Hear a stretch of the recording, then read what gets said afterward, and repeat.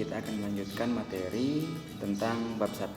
Tapi pada pertemuan kali ini adalah bagian 2-nya, ya, lanjutan dari yang kemarin. Nah, di sini minggu lalu Bapak sudah memberikan kalian materi terkait dengan materi-materi sistem gerak pada manusia.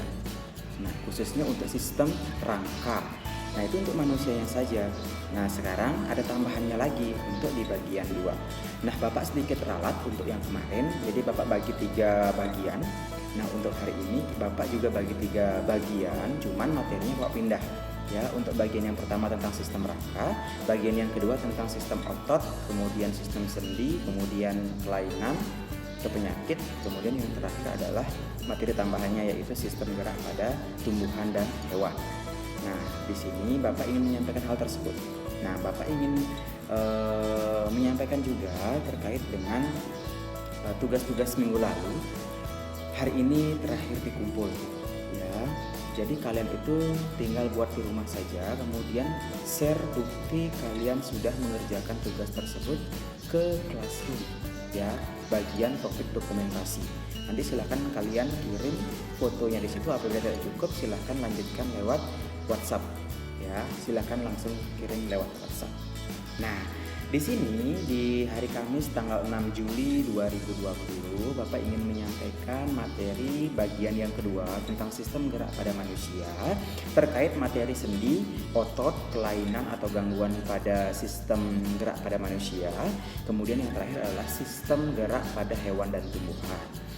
Nah, sebelum hal itu, jadi Bapak ingatkan kembali untuk kegiatan pembelajaran online, kalian harus tetap menjaga protokol kesehatan kalian. Silahkan kalian menyimak videonya terlebih dahulu. Jangan kalian langsung menuju ke tugas seperti minggu lalu. Banyak yang menanyakan sama Bapak, kalian itu menanyakan tugas langsung, padahal kalian belum menonton video pembelajarannya. Nah, sekarang Bapak arahkan kalian supaya tonton dulu video pembelajarannya, catat apa yang penting-penting dalam buku catatan, kemudian kalian baru menuju ke penugasan sesuai dengan arahan di dalam video. Ya, jangan sampai kalian salah urutan. Nah, yang pertama seperti biasa Bapak ingatkan kembali kepada kalian untuk selalu berdoa. Ya, sebelum memulai apapun selalu berdoa. Ya. Seperti saat ini, Bapak akan memimpin kalian berdoa sebelum kita melaksanakan pembelajaran secara online mata pelajaran IPA. Mari kita berdoa bersama-sama agar kegiatan pembelajaran hari ini dapat bermanfaat bagi kita semua. Berdoa dipersilahkan. Berdoa dapat diakhiri. Oke. Kemudian Bapak ingatkan kembali kepada kalian untuk selalu melaksanakan absensi. Ya, jadi setiap pertemuan yang Bapak adakan, setiap video pembelajaran yang Bapak berikan itu ada absensinya. Jadi kalian langsung menuju ke topik absensi pada Classroom. Silahkan kalian tulis nama, kemudian tulis nomor absen, kemudian kelas kalian, kemudian komentar. Tolong di komentar, misalnya ada materi yang belum Bapak sampaikan, kemudian ada materi yang kurang kalian jelas, kurang kalian pahami, silahkan kalian tanyakan di komentar, kolom komentar. Oke. Kemudian kalian ingat untuk mendokumentasikan setiap apapun program, setiap apapun kegiatan kalian selama pembelajaran online. Ya, silahkan kalian dokumentasikan hal tersebut. Kemudian baru kalian dengarkan instruksi. Baik itu instruksi dari video, baik itu instruksi dari Google Classroom berupa perintah-perintah, silahkan kalian ikuti. Tolong dicermati terlebih dahulu apa-apa saja yang menjadi instruksi atau suruhannya. Jangan asal baca secara langsung. Kemudian kalau kalian nggak paham, langsung kalian bertanya. Pahami dulu sejenak, maksudnya ini gimana? Baru kalian kalau memang sudah benar-benar tidak paham tentang perintahnya, baru tanyakan chat pribadi gurunya. Bisa ya alurnya? Oke, kalau sudah bisa, Bapak akan lanjutkan ke tujuan pembelajaran. Kalau tujuan pembelajaran hari ini Bapak ingin sampaikan untuk yang pertama itu ada sistem sendinya. Sistem sendi ini Bapak ingin kalian itu mampu untuk mengidentifikasi jenis sendi yang terdapat pada tubuh manusia. Jadi kalian mengidentifikasi jenis-jenis sendi apa saja yang ada. Kemudian untuk yang kedua Bapak ambil otot. Untuk otot Bapak ambil dua tujuan pembelajaran. Yang pertama adalah untuk mendeskripsikan fungsi dari otot. Kemudian yang kedua adalah mendeskripsikan jaringan otot. Bagaimana sistem kerjanya, di situ kita akan bahas. Kemudian yang ketiga itu kalian mampu untuk mendeskripsikan kelainan atau gangguan pada sistem gerak pada manusia. Kemudian yang terakhir itu ada sistem gerak pada hewan dan tumbuhan. Bapak ingin kalian itu untuk mengidentifikasi sistem gerak hewan itu kayak gimana, kemudian sistem gerak pada tumbuhan itu kayak gimana, ya. Oke, langsung saja. Untuk yang pertama kita akan bahas tentang sistem sendi, ya. Sistem sendi untuk yang pertama, apa sih itu sistem sendi? Nah, gini ya, sendi ya, sendi apa sendi ya? Sendi bukan temannya SpongeBob. Ya, ini adalah sendi. Sendi itu adalah hubungan antar tulang yang menghubungkan tulang satu dengan tulang lain, itu namanya sendi. Sendi itu, nah kalian bisa lihat di gambar sana. Seperti biasa kan kalau kalian struktur tulang udah kemarin kalian pelajari apa-apa aja struktur tulang, baik itu periosteum, kemudian baik itu tulang kompak, tulang spons, kemudian ada pembuluh darah, kemudian ada sumsum tulang. Nah, di sini kalian bisa lihat hubungan antar tulang. Jadi tulang satu dengan tulang lain, misalnya nih tulang lengan, misalnya tulang pengumpul kalian dengan tulang lengan atas kalian, itu yang menghubungkan di antara sini namanya adalah sendi. Sendi itu yang sering kalian bunyikan, ya, sering kalian bunyikan, itu namanya sendi. Nah, dia itu menghubungkan antar tulang. Dia itu memiliki pelumas, ya. Pelumas itu namanya nanti minyak sinovial, ya.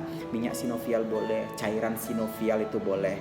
Kemudian ada ligamen. Ligamen itu adalah bagian yang menutupi dari sendi tersebut, ya. Nah, apa sih itu sendi? Kalian sudah tahu, itu adalah hubungan antar tulang atau yang sering disebut dengan artikulasi atau persendian. Nah, di sini persendian itu apa aja sih? Nah, persendian itu atau sendi itu dibagi menjadi 3 jenis sendi. Umumnya 3 jenis sendi. Yang pertama itu adalah sendi yang mati. Sendi mati atau sinartrosis. Sendi mati itu artinya sendi tersebut tidak dapat digerakkan sama sekali. Tidak dapat digerakkan sama sekali. Itu namanya sendi mati. Namanya sendi mati, ya. Tidak bergerak sama sekali. Kemudian yang contohnya itu adalah sendi yang menghubungkan antar tulang tengkorak, ya. Jadi kalau kalian misalnya kecelakaan, hati-hati pada bagian tengkorak, makanya kalian disarankan untuk menggunakan helm. Pergi kemanapun kalian harus menggunakan yang namanya helm. Itu tujuannya adalah melindungi yang namanya bagian tengkorak, terutama bagian vital seperti otak, mata dan lain-lain, ya. Jadi jangan sampai bagian tengkorak kalian itu bergeser, oke? Bergeser sama sekali. Karena itu merupakan sendi mati, ya.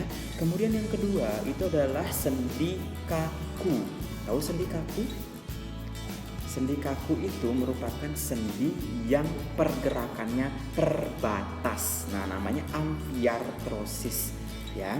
Sendi kaku itu adalah amfiartrosis. Nah, di sini sendi ini memiliki gerakan yang terbatas. Dia boleh digerakkan, cuman bergerakannya terbatas.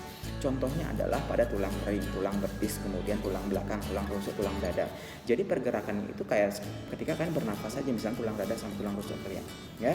Saat bernafas saja, itu pergerakannya terbatas. Nggak mungkin kalian suruh dia untuk mengangkat suatu beban, ya. Itu pergerakannya itu sangat terbatas. Kemudian yang terakhir, diartrosis itu adalah sendi yang bergerak bebas, sendi yang mampu untuk bergerak bebas. Itu namanya diartrosis. Nah, diartrosis ini nanti ada banyak jenisnya lagi, ya. Tapi Bapak fokuskan untuk 5 jenis sendi diartrosis. Tolong diingat ya, perbedaan antara ketiga jenis sendi ini dulu. Ada sinartrosis, itu adalah sendi mati. Kemudian ada amfiartrosis, itu adalah sendi kaku. Kemudian ada diartrosis, itulah sendi yang bebas untuk bergerak. Oke. Kemudian Bapak lanjutkan untuk jenis sendi yang diartrosis itu ada apa saja. Siap? Kita akan bahas satu-satu. Yang pertama itu ada yang namanya sendi putar. Apa itu sendi putar? Sendi putar merupakan sendi yang mampu untuk memutar, ya, membantu tulang untuk memutar. Contohnya ada pada tulang leher kalian. Tulang leher memiliki tulang atlas sama tulang aksis, ya. Jadi di situ leher kalian akan bisa memutar. Oke, ya. Ini Bapak contohkan. Ini misalnya tulang kalian, dan di sini tulang. Ada sentuhan.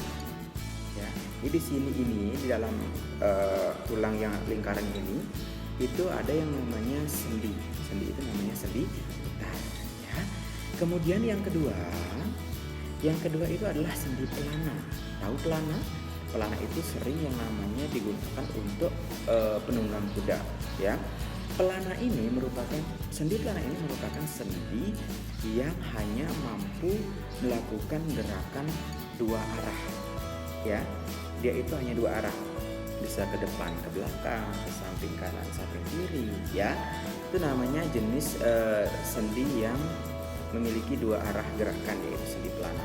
Kan bisa contohnya dilihat, itu ada ibu jari, kemudian ada telapak tangan, kan bisa gerakkan, ya, ke samping, ke atas bisa, ya. Kemudian ini juga bisa telapak tangan, ya, samping juga bisa, ya. Itu contoh dari sendi pelana, ya. Kemudian kita lanjutkan ke sendi yang ketiga, itu adalah sendi geser, sendi yang mampu untuk bergeser, ya. Jadi inilah yang sering kalian bunyikan.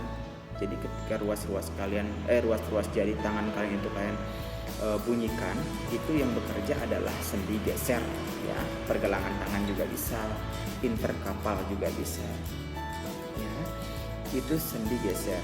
Kemudian yang berikutnya itu adalah sendi engsel. Nah, tahu engsel pintu? Nah, engsel pintu atau engsel jendela yang hanya mampu bergerak satu arah saja, ya, ke depan, ke belakang, itu aja, ya. Jadi tahu engsel pintu kan? Jadi pintu itu ketika dibuka itu ada engselnya yang berbentuk L, ya. Ini juga dipakai menggambarkan sistem sendi, yaitu sendi engsel. Sendi engsel itu hanya satu arah saja. Nah, di sini contohnya ada pada tulang siku kalian. Nah, di sini makanya dia disebut dengan satu arah saja. Seperti itu. Jadi nggak bisa tangan kalian ini bengkok ke sebelah, ya. Kemudian yang terakhir di sini yaitu sendi peluru. Sendi peluru itu adalah sendi yang bebas untuk bergerak ke arah mana saja atau ke segala arah, baik itu memutar, ya. Ini contohnya itu adalah pada bagian bahu kalian, tulang bahu dihubungkan dengan sendi peluru, menghubungkan antara tulang lengan atas dengan bahu. Jadi ini itu bisa digerakkan ke segala arah. Jadi ini bisa digerakkan seperti bonggol, seperti sebuah cawan, kemudian ada tutup petrinya, ya. Ini bisa digerakkan kemana saja. Contoh yang lain itu ada pada tulang paha dengan tulang panggul kalian. Itu bisa digerakkan ke segala arah. Paham ya untuk sendi? Nah, itu untuk jenis-jenis sendinya. Tolong diingat, ya. Diartrosis itu terbagi menjadi 5. Yang pertama itu ada sendi putar, kemudian sendi pelana, kemudian sendi geser, kemudian sendi peluru, dan yang terakhir itu adalah sendi sendi yang gerak satu arah, itu adalah sendi engsel. Ya, itu untuk pembahasan sendi, ya. Sekarang kita akan lanjutkan ke sistem otot. Oke, sistem otot itu bagaimana sih sistemnya? Sistem otot itu apa sih sebenarnya? Ya, sistem otot merupakan alat gerak yang aktif. Masih ingat apa perbedaan gerak aktif sama gerak pasif? Kalau gerak aktif itu adalah organ yang menggerakkan, sedangkan yang pasif itu adalah organ yang digerakkan. Yang digerakkan apa? Tulang. Yang menggerakkan siapa? Otot. Nah, di sini kan lihat ada ciri-ciri otot.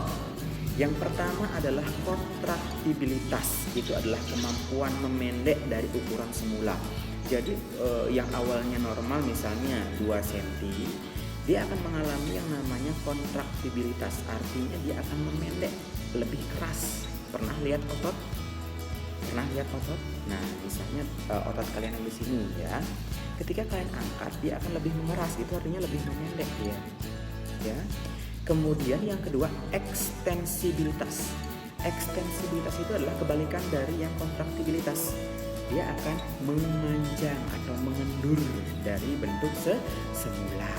Kemudian yang terakhir adalah fleksibilitas atau elastisitas. Ya, dia akan kembali ke bentuk semula. Gimana pun keadaannya, baik itu memanjang maupun memendek, dia akan kembali ke bentuk asalnya. Seperti karet, ya, karet gelang misalnya. Kalian mau tarik sekeras apapun, dia akan kembali sebentuk semula. Itu namanya elastisitas. Ya. Kemudian untuk otot, ini ada 3 jenis otot. Tolong diingat, 3 jenis otot. Ya, kan bisa lihat gambarnya. Di situ ada yang namanya otot polos, otot lurik, dan otot jantung. Tolong diingat, otot polos, otot lurik, dan otot jantung. Kita akan bahas satu-satu, ya. Yang pertama itu ada yang namanya otot lurik atau otot gerak, ya. Kalian bisa lihat gambarnya di situ, ya. Tolong diingat perbedaannya ini, ya, antara otot lurik, otot polos, dan otot jantung. Karena ini sering banget muncul di soal-soal, ya. Untuk otot yang lurik ini artinya dia mampu untuk bergerak. Otot lurik ini adalah otot rangka, sering disebut otot rangka, ya, karena dia mampu untuk menggerakkan seluruh tubuh kalian. Misalnya kalian ngangkat ember, ngangkat barbel, ngangkat meja, itu yang digunakan adalah otot lurik atau otot gerak. Ya, ciri-cirinya bagaimana? Kan bisa lihat sudah ada ciri-cirinya. Letaknya itu adalah di semua bagian tubuh kalian, ya, baik di tangan, lengan, kaki, betis, apapun itu namanya otot gerak. Kemudian itu dia memiliki inti sel. Nah, lihat, memiliki inti sel, banyak inti selnya, ya. Dia memiliki banyak inti sel yang tersebar di tepi, dan bisa lihat gambarnya yang bulat-bulat kecil di pinggir-pinggir. Nah, itu dia adalah inti selnya. Jadi dia banyak, kalau ingat, lurik itu banyak inti sel. Kemudian sistem kerjanya bagaimana? Sistem kerjanya adalah sadar. Jadi kalian mengangkat ember, mengangkat barbel, mengangkat meja itu kan secara sadar. Tidak mungkin kan mengangkat ember itu ketika kalian masih dalam keadaan tidak sadar. Ya, pasti kalian akan sadar untuk mengangkat ember. Ya. Kemudian bentuknya silindris memanjang. Tahu silindris? Silindris itu seperti pipa, ya, memanjang kan dilihat itu.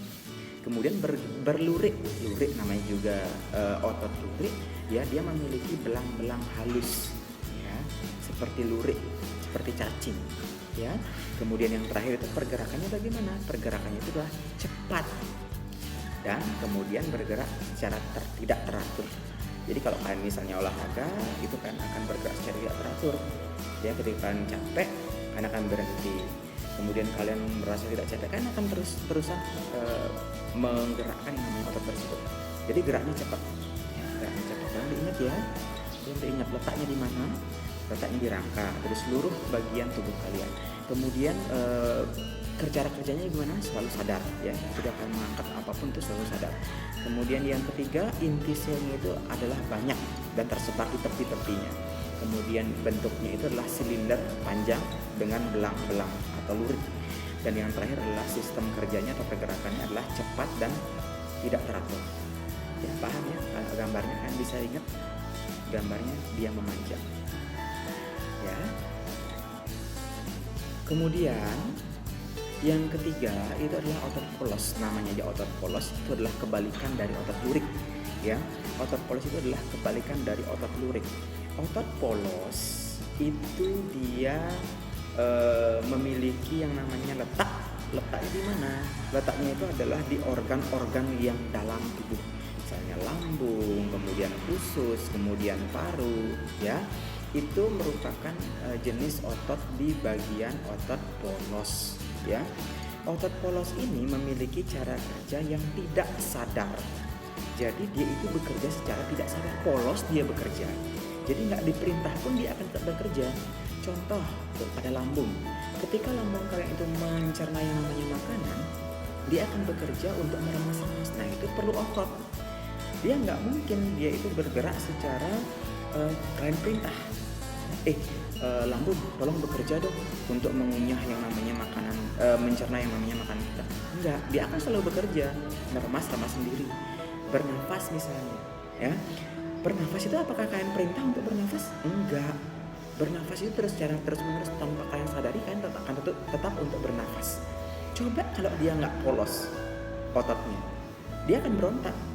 mungkin kalian akan nggak bisa bernafas lagi. Paham maksudnya ya? Dia polos, bekerja secara tidak sadar, dia nggak sadar bekerjanya tanpa diperintah. Paham ya? Kemudian untuk inti selnya, kalian bisa lihat itu cuma satu inti sel dan letaknya di tengah-tengah. Kalian bisa lihat di situ. Bentuknya itu gelendong. Tahu gelendong? Lebih besar di tengah. Itu namanya gelendong. Ya, memiliki inti di tengah-tengah. Bentuknya udah gelendong, kemudian untuk pergerakannya itu lambat. Ya, pergerakannya lambat. Misalnya paru-paru kalian itu bergerak seperti itu. Nah, seperti itu ya. Kemudian untuk lambung juga seperti itu. Jadi pergerakannya lebih lambat. Bisa diingat tolong perbedaannya. Jadi kebalikan otot polos itu kebalikan dari otot luring. Nah, yang terakhir otot jantung. Untuk otot jantung itu letaknya sudah pasti di jantung, nggak mungkin di mata kalian ya. Jadi letaknya pasti di jantung. Nah, ini adalah otot yang paling istimewa. Kenapa disebut istimewa? Karena dia memiliki bentuk seperti otot lurik, seperti otot lurik, tetapi memiliki sistem kerja atau cara kerja seperti otot polos. Paham ya perbedaannya? Kalau otot jantung itu letaknya pasti di jantung, kemudian dia akan bekerja itu secara tidak sadar. Ya, dia akan bekerja secara tidak sadar. Kemudian dia memiliki inti yang banyak. Intinya itu banyak tapi letaknya tengah-tengah. Ya, intinya banyak tapi letaknya tengah-tengah. Untuk bentuknya, tadi Bapak sudah bilang, dia itu memiliki bentuk yang sama dengan otot lurik. Tapi untuk di otot jantung dia itu bercabang. Dia memiliki cabang, ya, dia memiliki cabang. Kemudian untuk sistem kerjanya atau pergerakannya itu adalah lambat dan tidak teratur, ya. Teratur maksud Bapak ya. Jadi dia pergerakannya adalah lambat tetapi teratur. Jantung kalian, gimana kalau jantung kalian bekerja, ya? Dia tidak sadar atau tidak diperintah. Jadi dia itu bekerja secara tidak sadar untuk jantungnya. Jadi dia selalu bekerja secara tidak sadar tanpa perintah, dia akan tetap memompa darah kalian. Ya, kalian bisa rasakan di nadi kalian juga bisa. Ya, dia bergerak secara lambat, ya, tapi teratur. Setiap detik berapa kali pemompaan darah seperti itu. Paham perbedaannya ya? Yang paling utama itu tolong perbedaannya adalah letaknya di mana, kemudian bentuknya bagaimana, intinya berapa, kemudian kerjanya bagaimana, sadar atau tidak, kemudian pergerakannya lambat atau bagaimana, kemudian bentuknya bagaimana. Paham? Itu untuk otot. Oke, kita lanjutkan. Kita akan bahas tentang sistem kerja otot. Tapi sebelum ke sistem kerja otot, Bapak ingin sampaikan apa sih sebenarnya fungsi dari otot? Kalian bisa lihat di sini. Untuk fungsi yang pertama, sebagai alat gerak aktif itu sudah pasti. Ya, karena ototlah yang menggerakkan rangka atau tubuh kalian. Kemudian yang kedua itu adalah sebagai penyusun organ-organ tubuh. Kalian bisa lihat sebagai penyusun organ-organ tubuh. Jadi dia itu membantu organ kalian untuk bekerja. Disusun secara teratur atau sistematis. Bagaimana paru-paru untuk memompa oksigen, bagaimana jantung untuk memompa darah, bagaimana lambung untuk mengaduk-aduk makanan. Kemudian fungsi yang ketiga itu adalah menstabilkan sendi. Jadi sendi itu supaya tidak terlalu berat kerjaannya. Jadi penopang. Pernah kalian lari? Lutut kalian lebih sakit daripada betis kalian, paha kalian. Itu karena kalian bertopang hanya pada sendi saja. Coba kalau nggak ada otot, bisa sendi kalian itu akan yang namanya cedera. Ya, karena otot membantu sendi agar sendi tetap menstabilkan geraknya. Walaupun kadang-kadang terasa sakit karena kalian tetap bertumbuh pada sendi. Ngerti maksudnya? Kemudian yang terakhir adalah untuk menghasilkan panas. Ya tentu karena otot itu kalau bekerja pasti akan menghasilkan panas, gerah ya. Ketika kalian angkat beban, kemudian ketika kalian lari atau jogging, itu kalian akan merasa panas karena otot kalian itu bekerja lebih cepat. Itu menimbulkan panas, hot ya. Kemudian baru kita ke sistem kerja otot. sistem kerja otot ada dua, ya. Sistem kerja otot ada dua. Yang pertama adalah kontraksi. Kalau kontraksi itu adalah memendek atau menegang otot kalian, atas otot kalian. Itu namanya adalah kontraksi. Otot kalian mengalami ketegangan atau mengalami pengerasan. Pernah kalian mengangkat kemudian kalian tekan, makanya akan keras otot kalian, ya. Tapi ketika kalian kendurkan, biasa lemas aja, itu namanya relaksasi, istirahat otot kalian, ya, atau mengendur otot kalian, itu namanya relaksasi. Paham ya perbedaan sistem kerja otot ya? Ada dua, kontraksi, relaksasi. Kontraksi keras, relaksasi itu lunak atau lebih mengendur, istirahat, ya. Kemudian yang ketiga, Bapak akan bahas tentang sifat-sifat kerja otot. Sifat kerja otot juga ada dua, ya. Yang pertama, sifatnya itu adalah antagonis. Di bahasa Indonesia pasti kalian tahu, ya. Antagonis itu artinya apa? Antagonis itu artinya berlawanan, selalu berlawanan. Makanya di film-film ada yang protagonis, ada yang antagonis, ada yang memang baik, ada yang bertentangan atau berlawanan dengan yang baik. Nah, yang kemudian adalah sinergis. Sinergis itu adalah otot yang mampu untuk bekerja sama. Jadi mereka itu bekerja sama dulu baru menciptakan suatu sistem.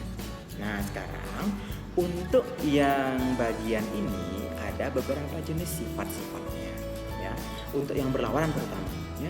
Untuk yang berlawanan ada 4 pasang gerakan, ya. Ada 4 pasang gerakan. Kita akan bahas satu-satu. Oke, yang pertama, antagonis itu adalah otot yang sering berlawanan, ya. Jadi misalnya dia mengeras harus memendek, harus mengendur, Kemudian ada yang menjauhi, ada yang mendekati, ada yang membengkok, ada yang melurus. Paham ya? Nah, kalian bisa lihat sekarang untuk yang pertama itu ada yang namanya fleksi dan ekstensi. Kalau fleksi itu artinya membengkokkan, ya, membengkokkan itu namanya fleksi. Kalau ekstensi itu adalah meluruskan. Contohnya apa? Nah, ketika kalian itu membengkokkan yang namanya lengan kalian. Ini kan lurus tangan kalian, lurus tangan kalian, ya. Juga satu perhatikan yang mana namanya otot bicep, yang mana namanya otot tricep. Kalian bisa lihat di gambar situ kan? Nah, lihat gambarnya. Itu ada yang namanya otot bicep. Bicep itu adalah bagian atas, bicep. Kemudian yang bagian bawah sebelah sini itu ada yang namanya tricep. Bicep, tricep. Sudah paham ya? Nah, sekarang baru kita ke fleksi sama ekstensi. Kalau fleksi itu artinya membengkokkan. Nih bengkok. Nah, itu namanya fleksi. Yang keras siapa? Yang keras pasti yang mana? Yang mana ayo? Yang keras pasti yang atas ya. Itu yang berkontraksi. Nih, bicepnya yang keras. Ngerti maksudnya? Ketika kalian melakukan fleksi atau membengkokkan lengan, yang berkontraksi atau yang mengeras adalah bagian bicep. Ketika kalian meluruskan atau ekstensi, luruskan, ya, yang keras siapa? Bagian bawah, yaitu tricep. Paham maksudnya? Perbedaan antara ekstensi sama fleksi. Kalau fleksi itu adalah membengkokkan, kalau ekstensi itu adalah meluruskan. Paham ya? Kemudian berikutnya yang kedua itu ada namanya abduksi, abduksi. Kemudian yang kedua adalah adduksi, adduksi. Bisa lihat di situ tulisannya kalau kalian bingung sama suara Bapak. Abduksi, adduksi ya. Kalau abduksi pakai B itu adalah menjauhi tubuh kalian. Kalau yang adduksi pakai D itu adalah mendekati tubuh kalian. Contohnya juga sama-sama lengan. Kalau lengan kalian, ya lengan kalian ini menjauhi tubuh kalian atau abduksi, yang mengeras siapa atau yang berkontraksi siapa?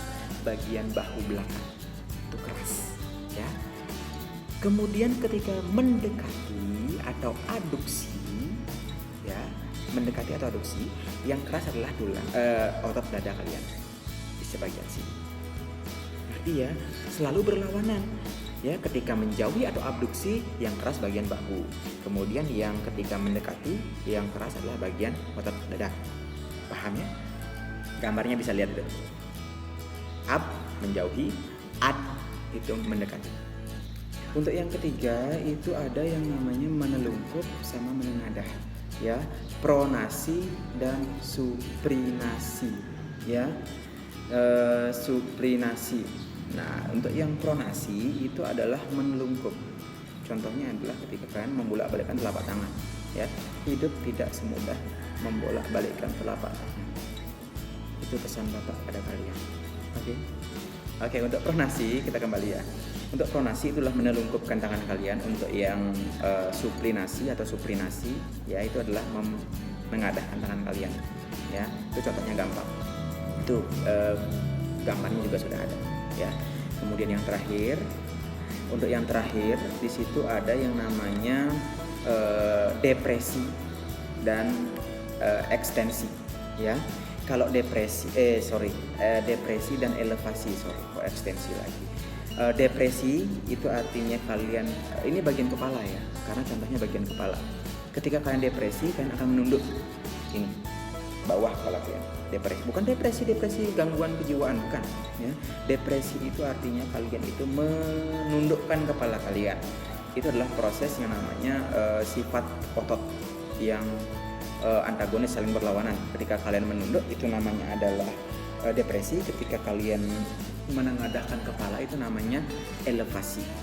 Paham ya? Itu contohnya. Gambarnya juga sudah ada, ya. Cara mengingatnya kayak gitu tadi, ketika depresi itu saya akan menunduk kayak gini, ya. Tolong diingat sifat-sifat antagonisnya.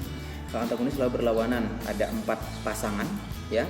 Yang pertama adalah ekstensi dan fleksi dan ekstensi.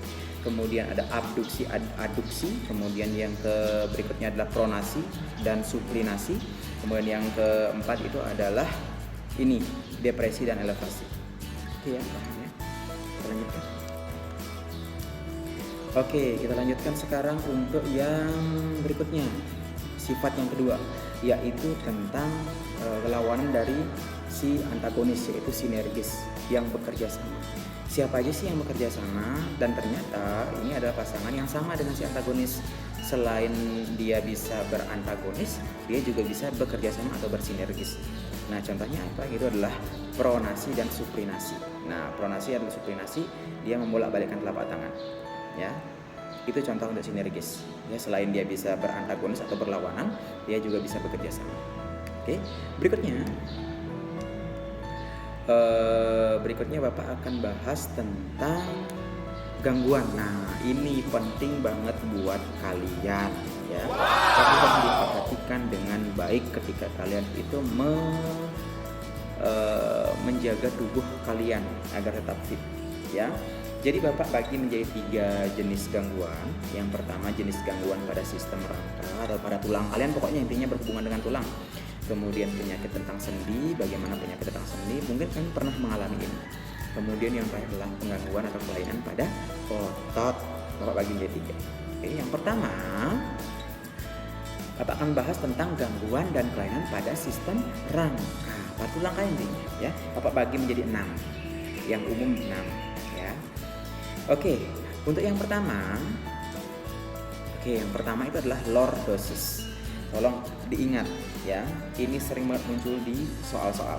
Lordosis itu merupakan penyakit kelainan tulang belakang. Penyakit atau kelainan pada tulang belakang ada 3. Tolong diingat ada 3, ya. Ada lordosis, ada kifosis, ada skoliosis. Kita bahas satu-satu. Untuk yang pertama adalah lordosis. Kelainan pada tulang belakang yang membengkok ke arah depan kayak gini, ya. Makanya orang-orang tua, kalau kalian punya orang tua, kemudian kalian punya tetangga yang memaksa anaknya untuk membawa buku berat-berat dalam tas, hati-hati. Itu menjadi sebuah kebiasaan dari kecil.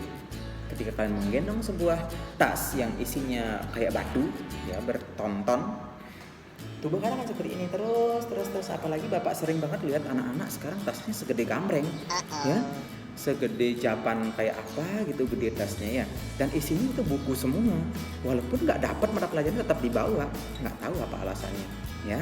Jadi hati-hati ketika kalian yang namanya kebiasaan terus kayak dari kecil, itu akan mengganggu yang namanya sistem tulang belakang. Makanya muncul yang namanya penyakit atau kelainan lordosis, lord ke depan. Kalau diingat, contoh gambarnya juga sudah ada, ya. Nah, sekarang yang kedua yaitu kyphosis. Kebalikan dari lordosis. Kalau kyphosis itu artinya membungkuk, kelainan pada tulang belakang yang membengkok ke arah ke belakang kayak ini. Cara ngingetnya kayak gimana? Kyphosis, aki itu artinya dia pasti bungkuk, ya kayak gini. Pembengkokan tulang belakang ke arah belakang itu namanya kyphosis. Hati-hati kalian ketika kalian umur saat ini, tolong jaga kalsium fosfor dalam tulang kalian.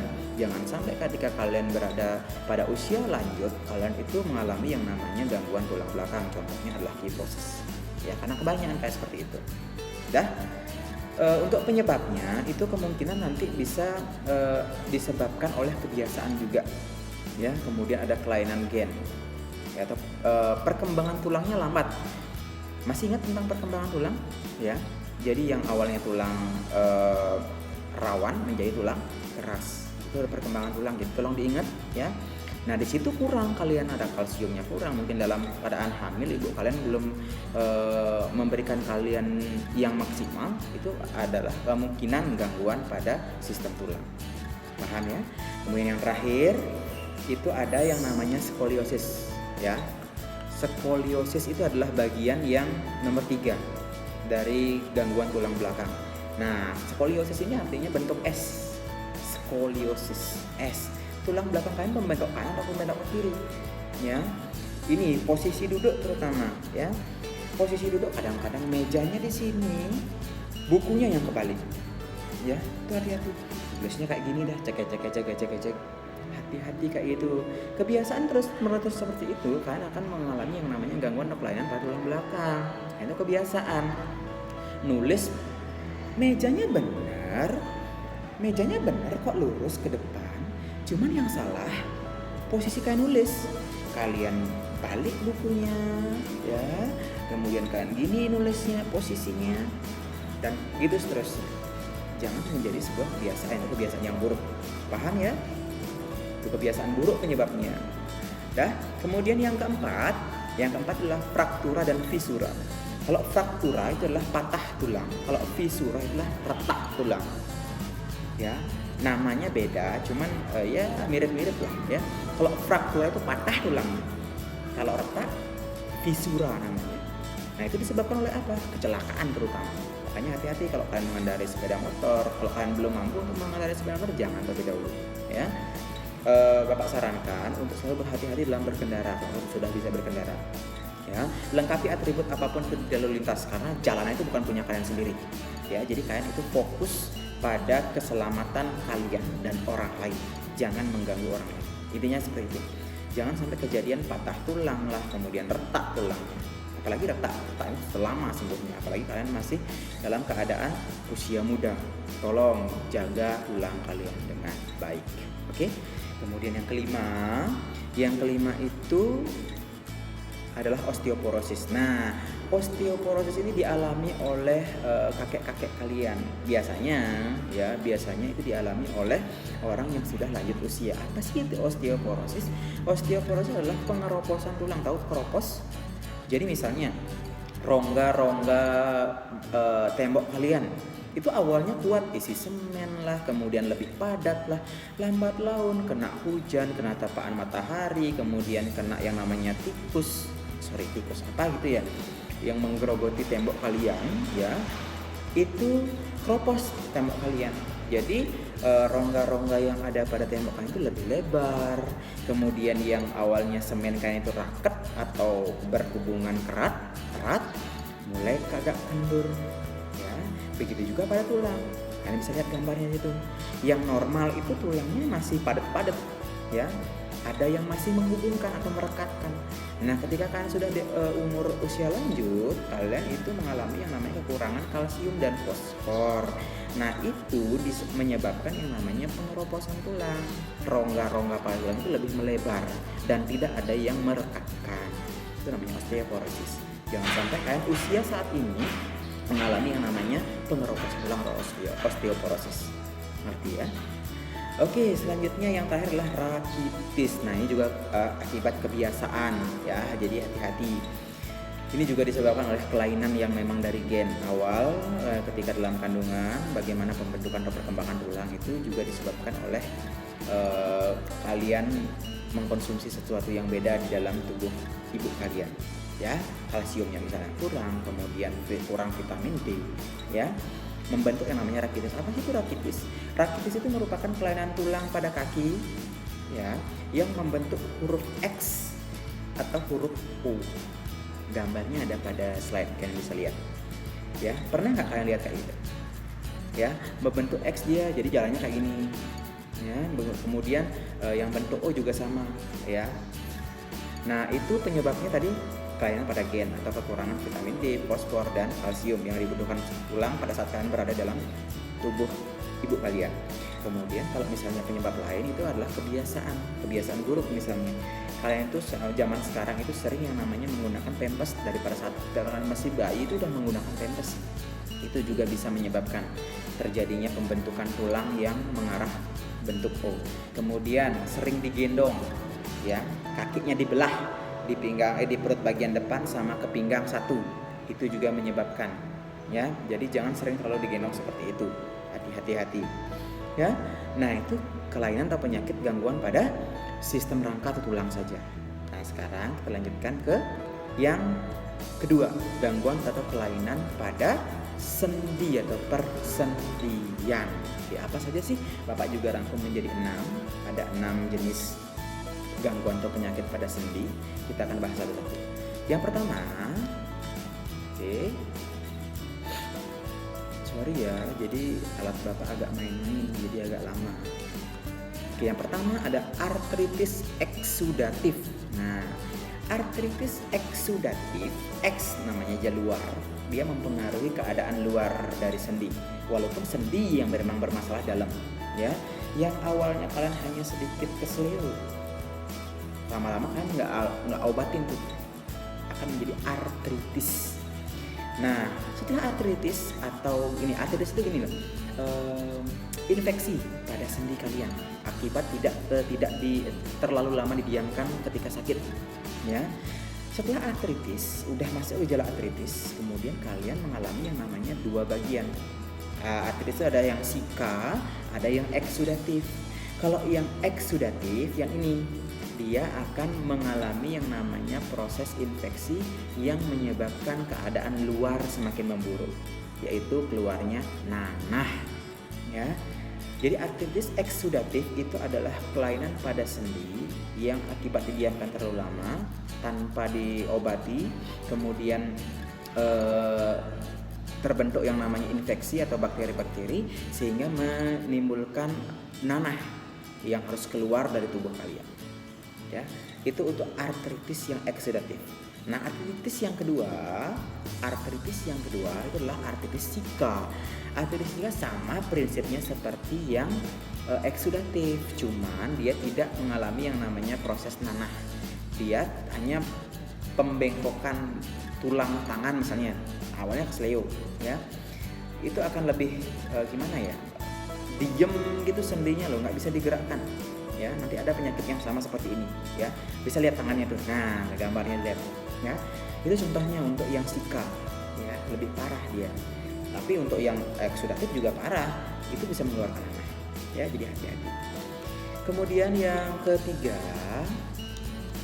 yang ketiga itu adalah dislokasi sendi. Dislokasi, lokasi itu tempat, dis itu tidak sesuai, ya. Jadi tidak sesuai tempat sendinya. Contohnya itu kalian bisa lihat sendi yang ada di lengan kalian. Misalnya kalian jatuh nih dari manjat pohon apa gitu, misalnya pohon mangga, nyuri mangga misalnya ini, ya. Ketika kalian ambil mangganya, kemudian kalian jatuh gitu, ya. Kemudian agak sedikit bergeser sendi kalian. Yang awalnya posisinya 5 derajat menjadi 10 derajat, kan itu parah, ya.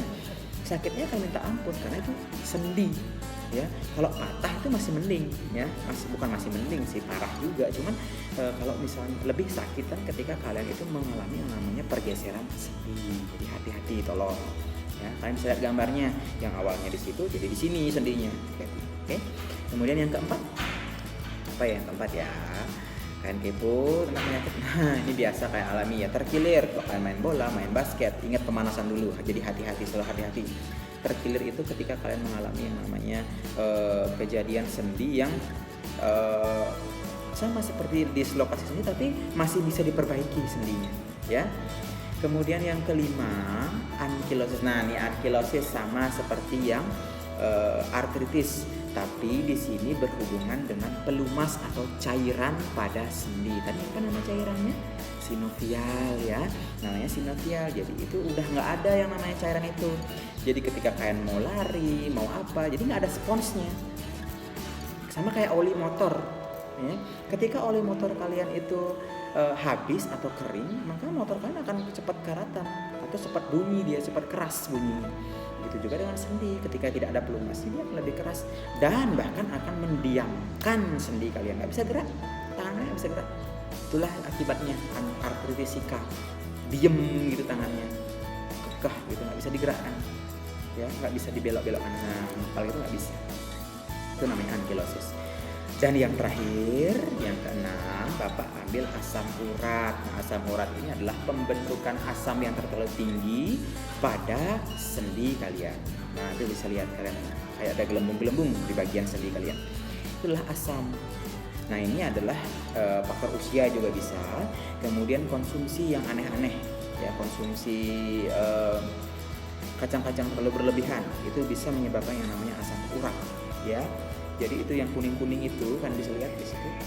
Ya, itu adalah jenis asam urat. Jadi pembentukan yang namanya asam terlalu tinggi di bagian sendi. Oke, itu 6 penyakit yang ada pada sendi atau persendian atau artikulasi. Ya, sekarang kita lanjut ke berikutnya, yaitu tentang kelainan atau gangguan pada sistem otot. Oke, otot sekarang. Nah, otot ini bagaimana? Otot ini memiliki juga, Bapak ambil 6 gangguan penyakit. Nanti kalau kalian misalnya bertemu penyakit lain tentang otot, silahkan kalian bisa pelajari di rumah ya. Oke, yang pertama Bapak akan bahas tentang atrofi. Nah, atrofi ini merupakan atrofi. Jadi kalau misalnya kalian itu pada otot ya, itu kekurangan otot artinya. Kurus banget gitu loh. Nggak ada ototnya sama sekali, itu namanya atrofi. Nah, ini penyebabnya adalah gangguan pada sistem kehamilan juga bisa ya, nutrisi pada otot itu kurang, kemudian kurang pembentukan atau kalsium juga sama ya. Jadi otot itu mempengaruhi yang namanya rangka itu mempengaruhi yang namanya otot juga ya, menempelnya. Kalian bisa lihat gambarnya di situ, ada perbedaan kan? Dia tidak punya otot betis di situ ya, tidak punya otot betis. Jadi dia kurus banget bagian itunya, itu namanya atrofi. Atau sebagian tangan gitu misalnya, itu namanya atrofi. Ototnya tidak sesuai dengan ukuran normal atau lebih kecil dari ukuran normal, itu namanya atrofi. Nah, kebalikan dari atrofi yang kedua itu adalah hipertrofi, melebihi ya. Jadi contohnya adalah bagian otot kalian itu melebihi dari bagian otot biasanya ya. Biasanya orang-orang binaragawan biasanya ya, seperti aderai ya, itu memiliki otot-otot yang memang berlebihan tapi tetap menjaga stabilitas kerja ototnya, karena tetap bisa bekerja.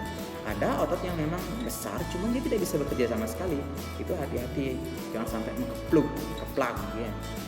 Itu contohnya. Kemudian yang ketiga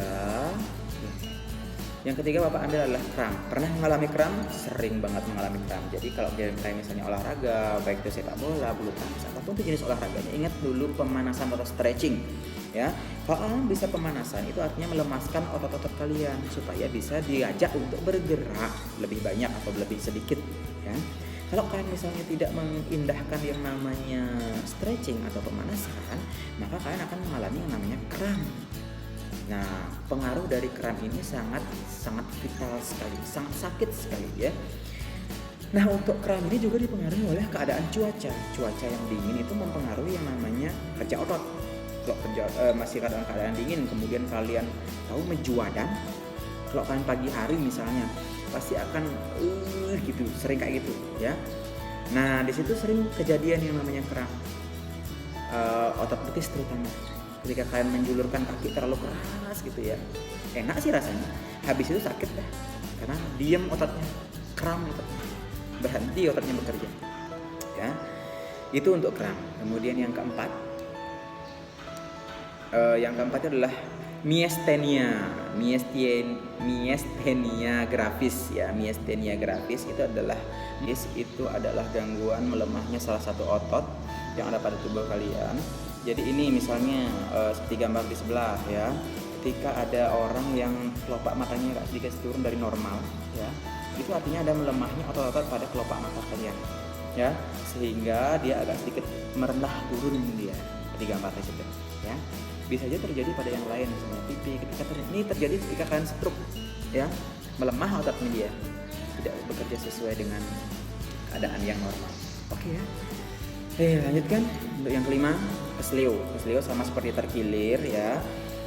Itu terjadi ketika sendi atau otot kalian itu mengalami yang namanya kepleset atau perpindahan sedikit lah, itu namanya kesleo ya. Salah satu penyebabnya adalah pada otot akibat berolahraga beraktivitas terlalu berat ya, terlalu berat dia, hanya sering kesleo. Oke. Kemudian yang keenam ada tetanus. Nah, tetanus itu bukan berarti penyakit yang baru kena paku berkarat langsung tetanus, enggak ya. Itu adalah infeksi pada otot yang disebabkan oleh salah satu jenis bakteri, yaitu Clostridium tetani. Clostridium tetani itu merupakan salah satu bakteri yang menyebabkan penyakit tetanus. Karena itu bekerja pada otot kalian ya. Gambarnya kalian bisa lihat di situ. Ketika kalian mengalami yang namanya suatu gejala tetanus ya, itu akan mengalami kejang otot ya. Bisa lihat di gambar itu ada orang tiduran ya, mengalami kejang otot, itu namanya tetanus ya, disebabkan oleh bakteri ya. Oke. Nah, itu untuk gangguan dan kelainan penyakit pada sistem otot. Jadi tolong kalian perhatikan dengan baik, paham ya? Kita lanjutkan sekarang. Habis dah nih untuk yang sistem sendi, sistem otot, kemudian sistem gangguan kelainan pada sistem rangka sendi dan otot. Sekarang kita akan lanjut ke upaya pencegahan. Jadi ketika kalian sudah mengetahui bagaimana bahaya atau bahaya dari gangguan atau kelainan pada sistem rangka pada manusia, sekarang kalian harus yang namanya mengantisipasi diri kalian agar tidak terkena hal tersebut. Caranya bagaimana? Ya, kalian bisa untuk mencegahnya seperti ini. Yang pertama, apa sih yang harus kalian lakukan? Konsumsi itu terutama ya, konsumsilah makan-makanan yang memang mengandung kalsium yang tinggi, vitamin D yang tinggi, fosfor yang tinggi ya, yang membantu sistem perkembangan tulang, perkembangan sendi dan otot kalian. Misalnya kalau perkembangan tulang, kalian harus mengkonsumsi apa? Telur, susu, agar kalsiumnya dapat meningkat ya. Kemudian kalau mengembangkan otot kalian, itu apa yang perlu kalian konsumsi? Proteinnya lebih tinggi ya. Itu tolong konsumsi atau asupan konsumsi kalian apa ya. Kemudian yang kedua, aktivitas. Tolong kalau kalian melakukan suatu aktivitas itu misalnya olahraga, kemudian misalnya jogging, itu secara rutin ya, misalnya 3 minggu sekali atau 4 minggu sekali, itu rutin. Itu melatih otot, sendi dan rangka kalian ya, agar lebih kuat, lebih strong. Oke. Kemudian yang ketiga itu adalah posisi duduk. Tolong diupayakan posisi duduknya kalian itu dengan benar. Jarak antara meja dengan kursi kalian tidak terlalu jauh ya, tidak terlalu jauh. Jadi tetap untuk mengatur posisi duduk kalian, lebih tegaklah duduknya, jangan menjong ke sini, menjong ke sana, lagi bungkuk, lagi tegak kayak gini. Fokus satu gerakan saja. Boleh sih kalian kalau bosan berdiri aja, nggak usah duduk ya. Kalau kalian bosan gerak-geraklah sedikit, jangan kalian terus bungkuk aja kan dulu sekarang gitu. Oke. Berikutnya, istirahat yang teratur, jangan sering bergadang, itu mempengaruhi otot loh, hati-hati. Kemudian tetap istirahat 8 jam minimal sehari, itu malam, jangan tambah siang. Oke. Tolong jangan tambah siang, jangan salah konsep. Bapak sudah pernah salah konsep ya. Jadi tidur pada saat hari itu adalah 8 jam, terhitung dari jam malam kalian, jam istirahat malam. Oke. Kemudian yang kelima itu adalah kebiasaan atau sikap kalian. Intinya kebiasaan buruk lah, kayak nulis kayak tadi, nulis yang bengkok lah, kemudian menggendong tas yang terlalu berat ya, kemudian memaksakan diri untuk membawa sesuatu yang berat, itu hati-hati kebiasaan itu, ya. Kemudian yang terakhir itulah suhu sekitar. Misalnya suhu itu mempengaruhi otot, misalnya kayak tadi misalnya kram, itu hati-hati kalian. Jadi suhu itu mempengaruhi. Kemudian kalau mandi, ya kalau mandi misalnya pakai air hangat, habis itu tolong bilasnya tetap pakai air biasa, jangan terus air hangat semua. Ya kasihan, perkembangan otot sama tulangnya itu menjadi lebih buruk. Paham ya? Oke, itu untuk upaya pencegahannya. Tolong diingat, cegah sejak dini. Kalian itu masih SMP kelas 8. Ya, tolong dicegah, jangan sampai kalian mengalami yang namanya osteoporosis, kalian mengalami yang namanya kesleo, terkilir, kemudian fraktura, fisura, patah tulang atau dan retak tulang. Itu hati-hati, jangan sampai kalian mengalami hal tersebut. Kalau kalian ingin menginfokan kepada orang lain, infokan apa-apa saja upaya pencegahannya. Paham? Ngerti ya? Oke, kita lanjutkan sekarang. Nah, kayaknya udah habis nih untuk yang materi tentang rangka manusia, sendi, otot. Sekarang kita menuju ke materi tambahan. Materi tambahannya apa saja? Materi tambahan itu Bapak ambil dari sistem gerak pada hewan dan tumbuhan. Jadi tolong fokus kepada materi ini karena ini materi tambahan. Tapi kalau materi tambahan juga materinya ada ketika keluar nanti. Ya, di ulangan pasti itu ada. Oke, sudah siap ya? Oke, sistem gerak pada hewan. Sistem gerak pada hewan dan tumbuhan. Jadi kita bahas satu-satu dari hewan terlebih dahulu ya. Untuk gerak pada sistem gerak pada hewan itu terbagi menjadi 3 tipe ya. Ini termasuk bagian yang umum kalian ketahui karena hewan terbagi menjadi 3 lokasi hidup. Lokasi mereka, tempat tinggal mereka. Ada hewan yang hidup di air, ada hewan yang hidup di darat, ada hewan yang hidup di udara. Itu beraktivitas bagaimana mereka. Terbagi menjadi 3. Nah, bisa lihat ada hewan air, hewan darat, dan hewan di udara. Kemudian kalau sistem gerak pada tumbuhan itu juga terbagi menjadi 3. Ya, terbagi menjadi 3 juga. Yang pertama adalah gerak endonom, kemudian ada gerak higroskopis, kemudian ada gerak eksionom. Tolong diperhatikan ada endo, higroskopis, dan eksionom. Nah, eksionom ini lagi dibagi. Eksionom itu dibagi lagi menjadi 3. Ada gerak tropisme, ada gerak taksis, ada gerak nasti. Ingat, nanti kita akan bahas satu-satu. Tenang, ini contohnya gampang. Jadi kalian itu bisalah membayangkan apa sih gerak nasti itu. Jangan kalian kebingungan lebih awal. Ya, jangan kaget lebih awal. Ya, ini bahasanya memang agak-agak ribet, tapi Bapak usahakan kalian mampu untuk mengingat. Ya, kita bahas satu-satu. Kita ke gerak hewan terlebih dahulu deh. Ya, karena kita akan bahas tentang hewan terlebih dahulu. Untuk gerak pada hewan itu terbagi tadi menjadi 3 kan, karena dipengaruhi oleh aktivitas atau tipe gerakannya di mana saja atau lokasi mereka hidup di mana saja. Ada yang pertama, hewan itu hidup di air. Pikiran kalian yang pertama itu pasti hewan yang hidup di air adalah ikan. Nggak mungkin naga lagi. Nggak mungkin sapi itu dia berenang di lautan, nggak mungkin ya. Pasti yang kalian pikir pertama hewan yang hidup di dalam air adalah ikan. Bagaimana ikan bisa hidup dalam air? Bagaimana ikan bisa menangkap mangsanya? Bagaimana ikan bisa lewat dari predatornya? Ya, karena ikan itu memiliki sistem yang namanya sistem torpedo. Jadi bentuknya torpedo. Jadi kalau kalian misalnya nonton SpongeBob, ini agak aneh sih ya. Kalau misalnya nonton SpongeBob, gimana kalau kalian itu melihat SpongeBob, kok bisa dia berenang ya? Gimana? Bentuknya kotak gitu. Nah, untuk prinsipnya, ikan itu selalu berbentuk seperti torpedo. Tahu torpedo?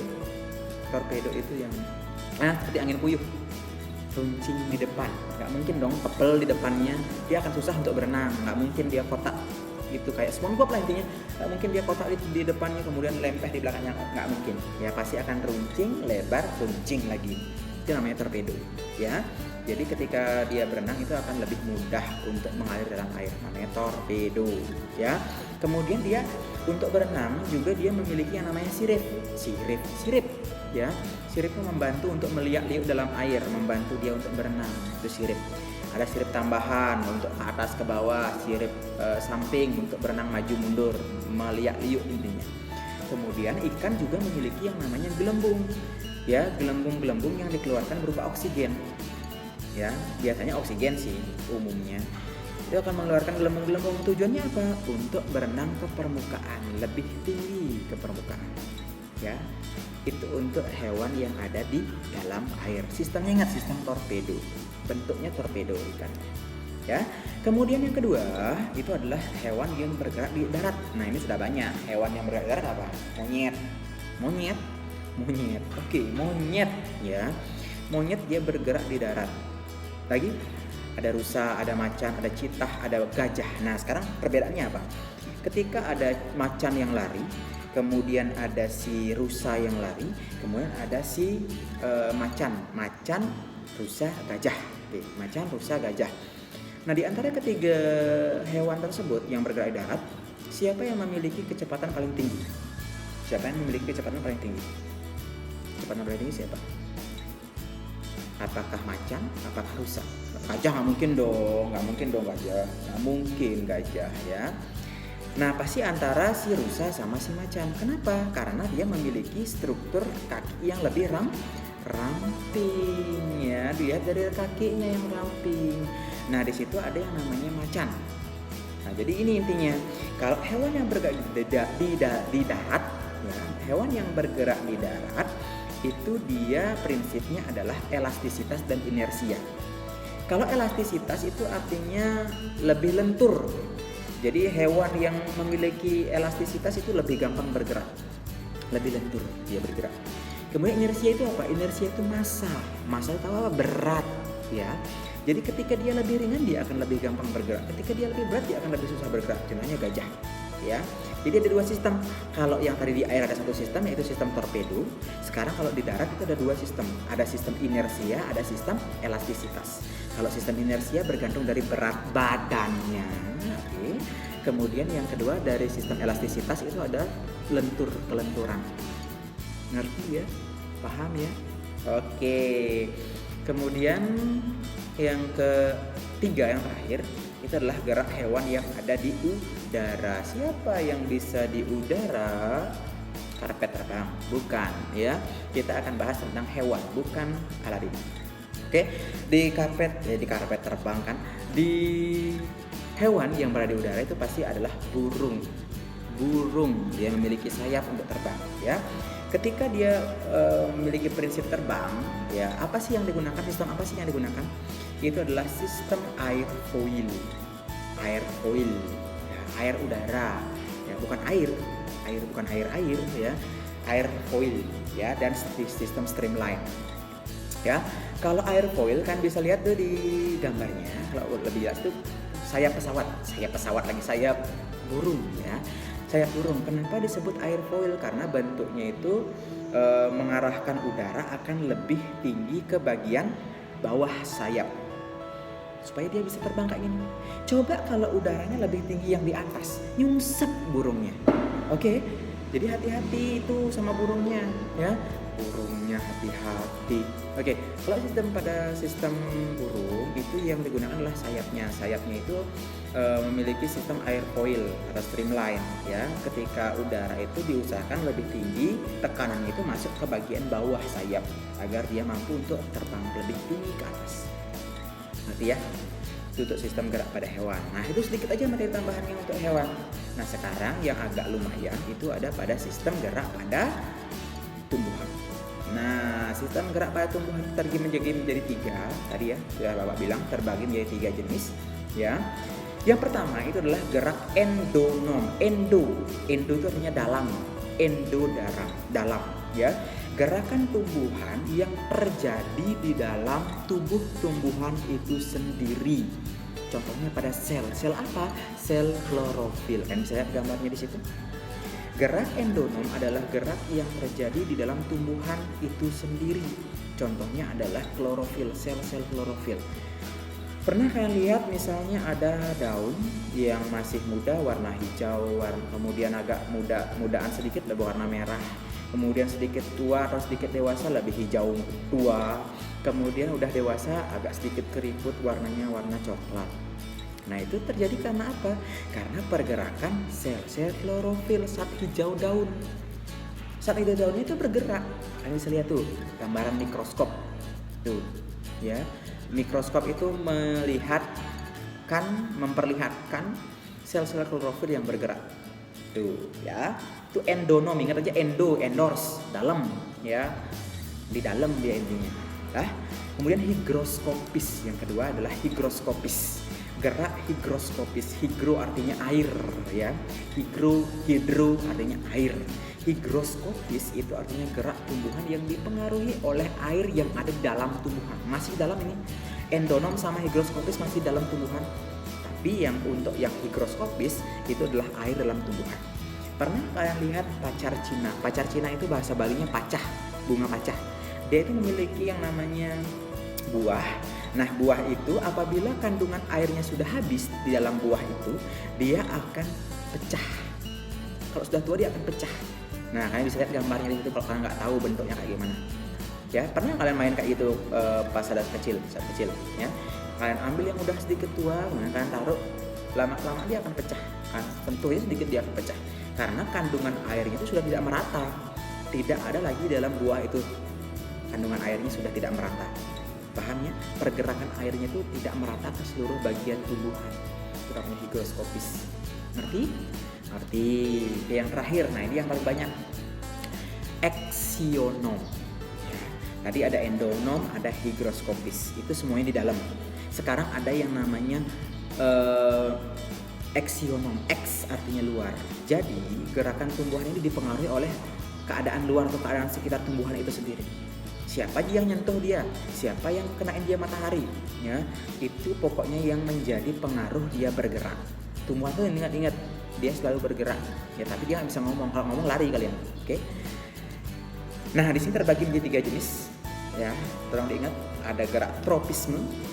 Nah tropisme ini adalah gerak tubuh tumbuhan, sebagian tubuh tumbuhan aja sih yang bergerak mengikuti arah rangsangannya. Misal contoh, ada tumbuhan satu nih, ya, tumbuhan satu.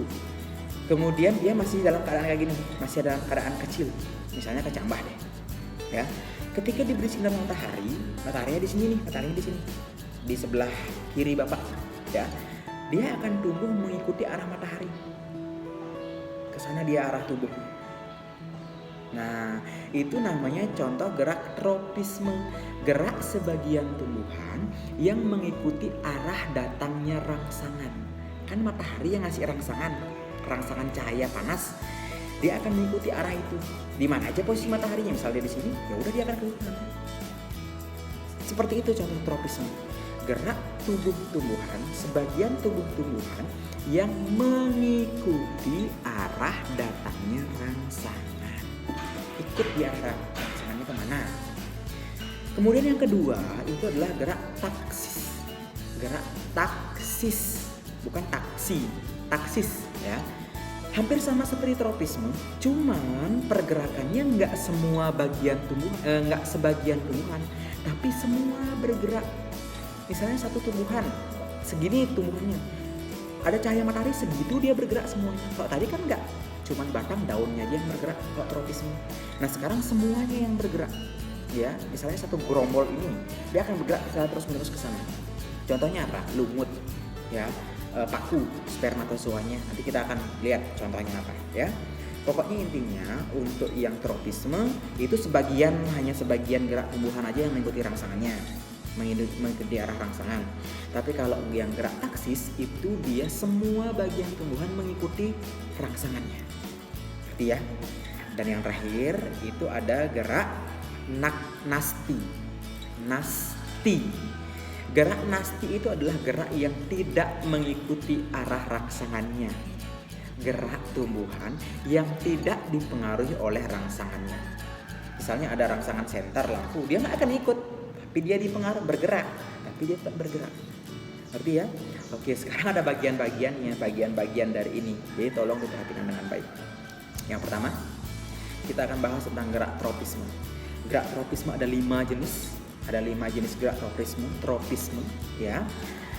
5 jenis gerak tropisme ini, yang pertama itu adalah fototropisme, ya. Yang pertama adalah fototropisme. Apa sih itu fototropisme?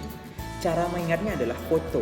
Foto pasti mengeluarkan yang namanya bleach kamera, cahaya Makanya ingat, kalau udah foto pasti berhubungan dengan cahaya.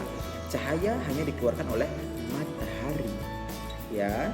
Jadi kalau kalian cara mengingat fototropisme, jadi kalian ingat langsung foto cahaya matahari. Berarti gerak tumbuhan yang dipengaruhi oleh cahaya matahari.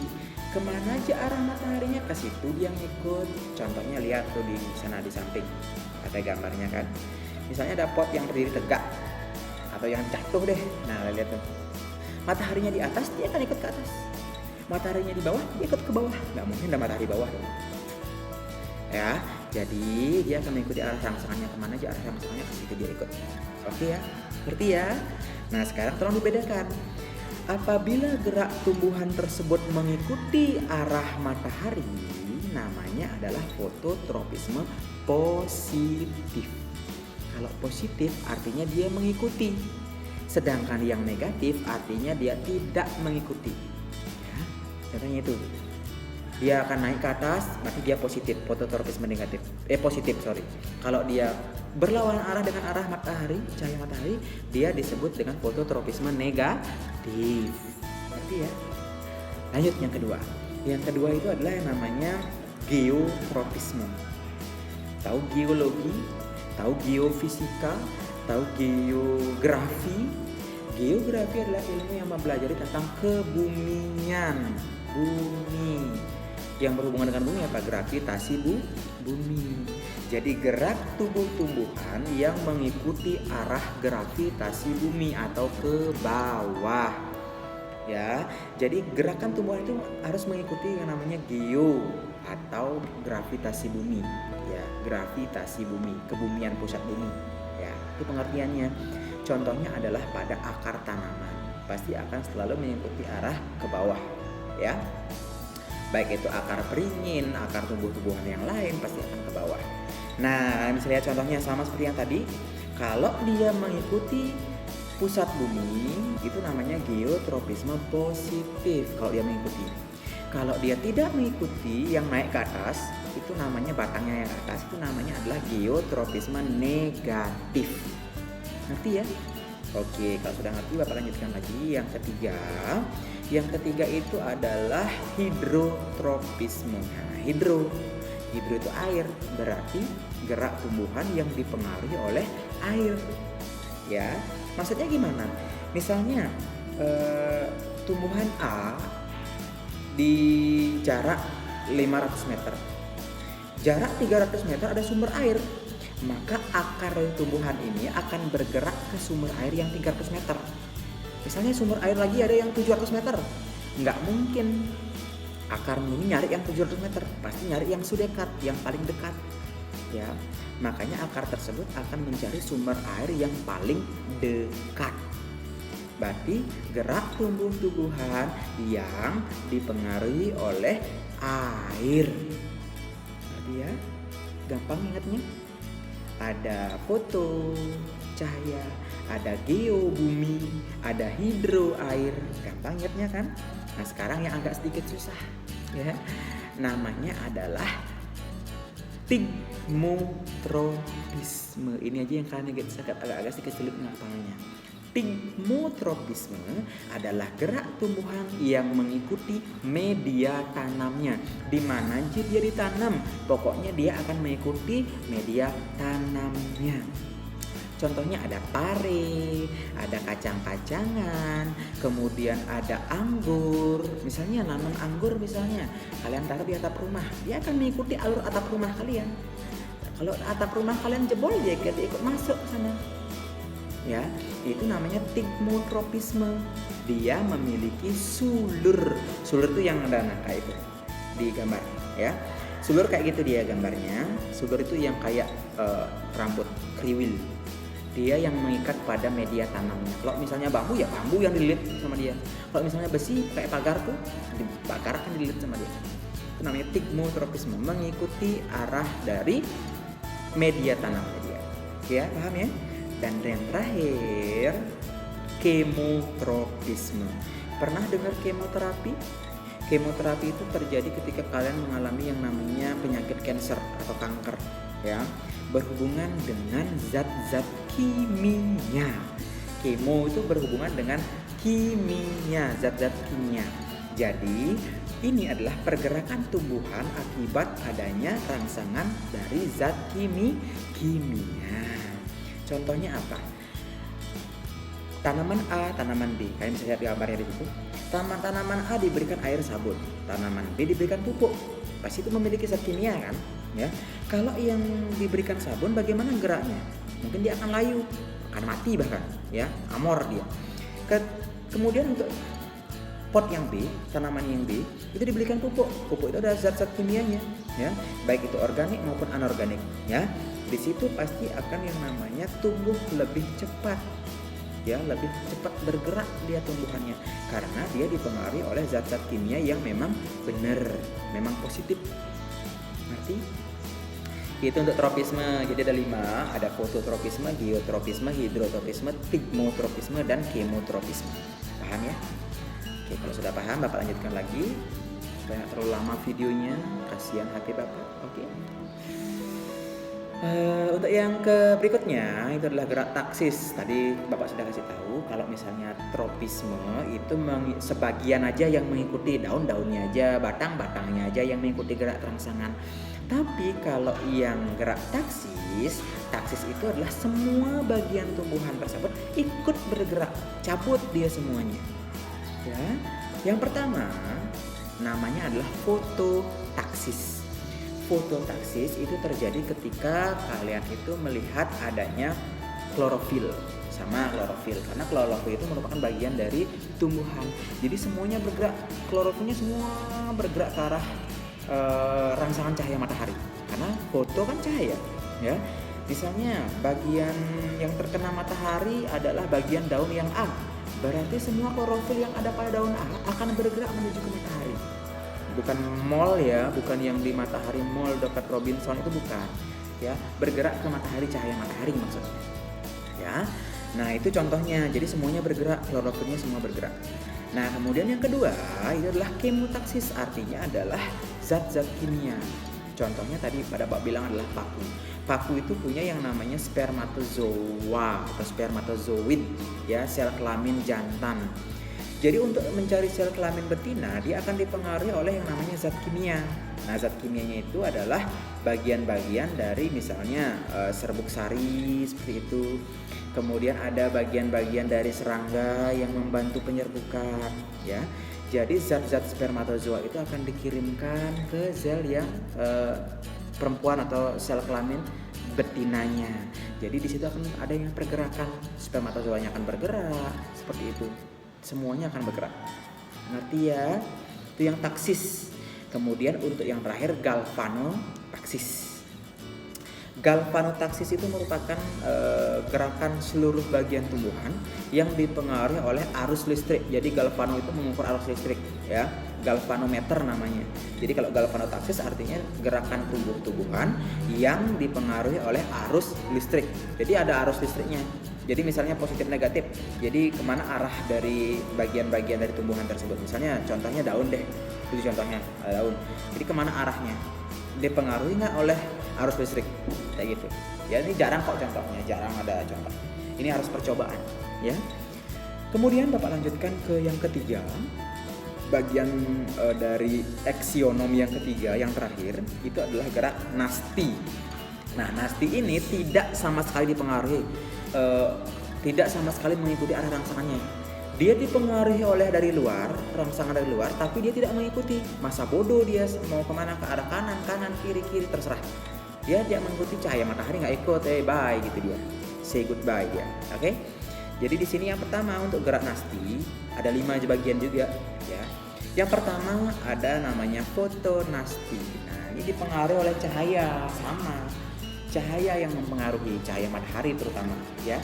Tapi dia tidak mengikuti, cahaya matahari nggak dia ikutin, tapi dia tetap bergerak. Contohnya adalah bunga pukul 4. Gambarnya kalau kalian nggak tahu bunga pukul 4 itu kayak itu gambarnya, ya, di sebelah sana, ya. itu ada yang namanya bunga pukul 4. Jadi dia ketika pukul 4 sore dia 4 sore lagi. Ketika pukul pukul 4 sore dia akan kena sinar matahari, dia akan menguncup, bergerak dia bunganya layu kayak gitu. Ya, pukul 4 sore. Makanya disebut dengan bunga pukul 4. Bukan bunga decak jadi 4 kali, bukan kayak gitu, ya. Kemudian yang kedua itu ada yang namanya Nyctinasty. Pernah dengar yang namanya nocturnal?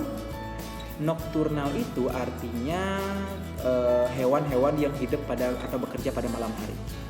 Sama dengan Nycti. Nycti ini dipengaruhi oleh keadaan gelap. Dipengaruhi oleh yang namanya keadaan gelap. Ya, keadaan gelap itu maksudnya gimana? Ketika daerah-daerah di situ sudah mulai gelap, dia akan mulai takut. Ketika dia takut, dia akan menguncup. Contohnya adalah lamtoro. Tahu lamtoro? Petai Cina yang ada di sekolah, yang tumbuhnya gede-gede itu, ya, yang seperti putri malu tapi udah dewasa, ya, itu namanya petai Cina atau lamtoro. Jadi ketika sudah mulai sore jam 6 sore, jam 7 sore itu sudah mulai dia agak layu daunnya, udah mulai menguncup daunnya. Tuh, contohnya kayak gitu, gambarnya ada di situ. Nah, itu namanya Nyctinasty. Jadi dipengaruhi oleh keadaan gelap. Kemudian yang ketiga itu ada yang namanya Seismonasty. Seismograf. Tahu seismograf? Seismograf itu merupakan alat yang digunakan untuk mengukur getaran gempa, goyangan gempa, seismograf. Makanya untuk di sini seismonasty itu artinya gerak tumbuhan yang dipengaruhi oleh gempa, bukan dipengaruhi oleh getaran atau sentuhan. Gampangnya kayak gitu. Jadi seismonasty adalah gerak tumbuh-tumbuhan yang yang dipengaruhi oleh getaran atau rangsangan berupa sentuhan. Contohnya apa? Udah kasih ketebak dong. Putri malu. Nggak ada putra malu ya? Nggak ada. Jadi putri malu. Itu contohnya. Itu contoh untuk seismonasty. Kemudian yang terakhir. Bukan yang terakhir ya. Nah, ini termonasty. Termonasty itu adalah termos. Termos itu tujuannya untuk apa? Menjaga suhu panas agar tetap panas. Jadi dipengaruhi oleh suhu.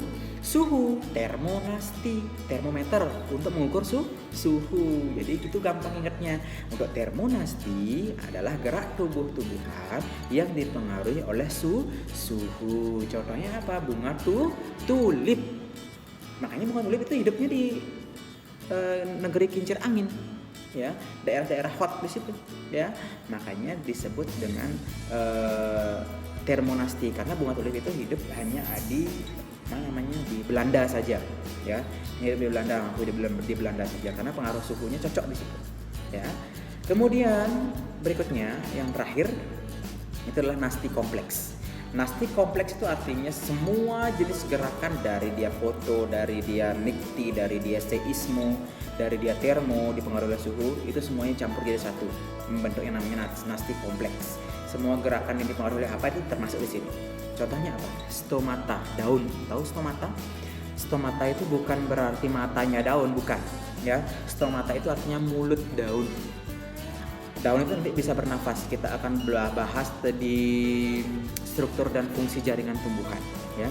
Kalian akan tahu apa itu stomata. Jadi di sini contohnya adalah membuka dan menutupnya stomata. Jadi daun itu mengeluarkan karbon dioksida, menghirup yang namanya oksigen. Kebalik. Menghirup yang namanya karbon dioksida yang kalian keluarkan dari luar, kemudian dia mengeluarkan mengeluarkan oksigen. Jadi itu dia fungsinya. Jadi dipengaruhi oleh suhu iya, dipengaruhi oleh cahaya juga iya, ya. Itu contohnya. Oke, sudah habis tentang materi gerak tumbuhan dan gerak hewan. Nah, sekarang setelah kalian menyimak dan sudah mungkin ada yang mencatat, tolong dicatat ya. Tetap dicatat materi-materi yang kalian berikan walaupun dalam bentuk video. Tolong dicatat di buku catatan kalian supaya ada lah catatan kalian yang rapi, yang bersih. Kan banyak tuh di TikTok, ya. Ada catatan yang bersih, yang rapi, yang diberikan warna-warni, itu dari sini juga kalian bisa kok walaupun belajar di rumah, ya. Nah, sekarang Bapak minta kalian untuk menyimpulkan materi yang sudah Bapak jelaskan dari sendi sampai ke sistem gerak pada hewan dan tumbuhan. Jadi kalian tolong ringkas sedikit-sedikit aja apa yang kalian sudah pelajari. Oke ya. Nah setelah itu Bapak minta kalian untuk mengerjakan LKS, mengerjakan tugas. Jadi sama seperti minggu lalu, karena minggu lalu sudah selesai batasan sampai hari ini pengerjaan tugasnya. Sekarang Bapak akan berikan tugas lagi. Tugasnya tetap sama seperti minggu lalu, waktunya 1 minggu, dan isinya itu juga Bapak sudah sesuaikan dengan apa yang sudah kalian pelajari sebelumnya, ya. Jadi ada 2 LKS di sini, ada LKS 2 dan LKS 3. Silakan kalian cermati LKS-nya, ya. Kemudian kalian tulis jawabannya, atau kalian mau boleh salin dari langkah kerja, dari tujuan kalian boleh salin itu, ya. Di buku latihan kalian boleh, cuman kalau kalian mau. Tapi yang Bapak minta adalah dari langkah kerja aja. Dari langkah kerja tolong disalin di buku latihan kalian, catat apa itu yang kalian tulis, yang kalian jawab, ya.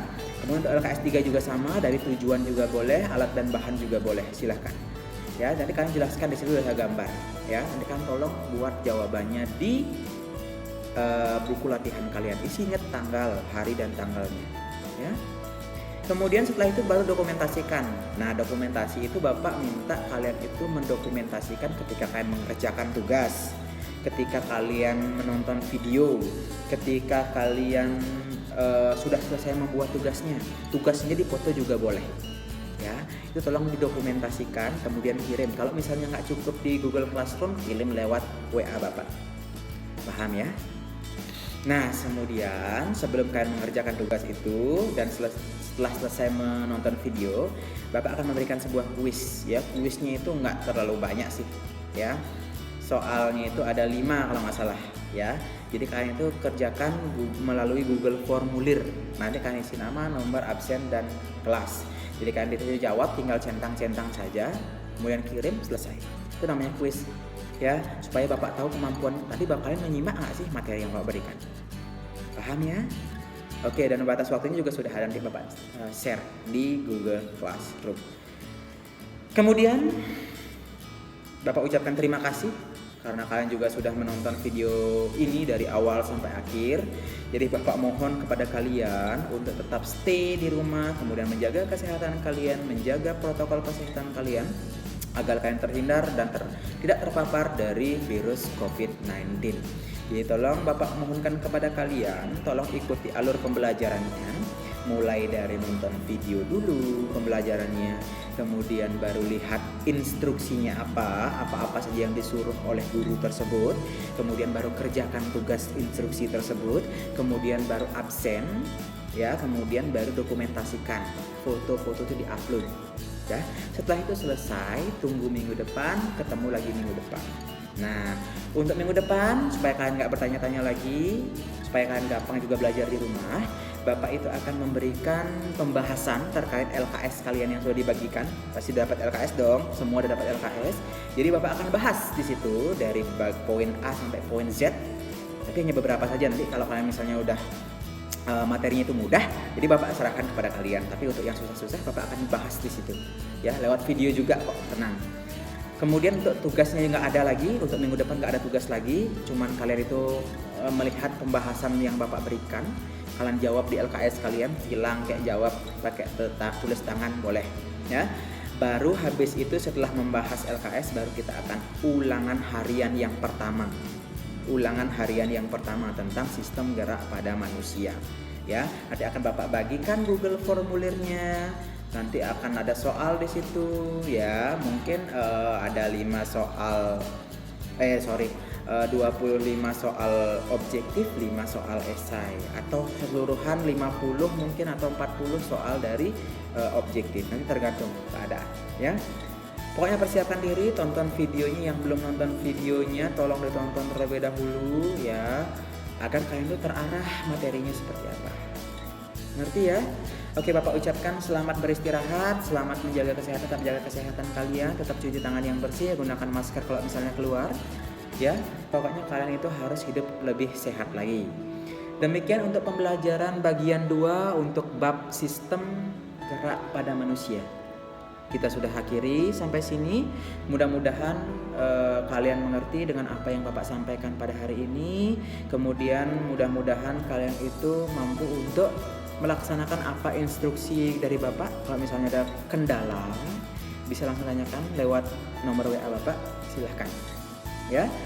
Oke, Bapak akhiri dengan mengucapkan selamat siang dan selamat beraktivitas. Bye bye.